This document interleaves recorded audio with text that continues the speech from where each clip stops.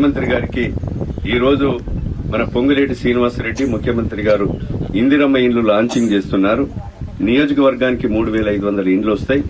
ఒకవేళ సింగరేణి ద్వారా గాని మన కలెక్టర్ ద్వారానో మేమంతా కలిసి ఏదో రీతిలో ఆ భూమిని సదును చేసి రోడ్లేసి మీకు అన్ని రకాలుగా కలెక్టర్ గారు చెప్పినట్టుగా మెడికల్ కాలేజ్ గాని ఇంకోటి అన్ని కూడా ఒక 4-5 సంవత్సరాల్లో వరంగల్ ఎట్లున్నదో ఇది ఇక్కడ కూడా ప్రాంతమై తప్పకుండా కలెక్టర్ గారు చెప్పినట్టుగా అవుతుంది. మీరు కూడా సంతోషంగా ఉండాలనేదే ప్రభుత్వము ఆలోచనని ఈ సందర్భంగా మీకు తెలియజేస్తూ ఆ ఇళ్లలో సింగరేణి వాళ్ళు డెవలప్ చేసి సిఎస్ఆర్ నిధులు ఎక్కడెక్కడనో ఇస్తున్నారు.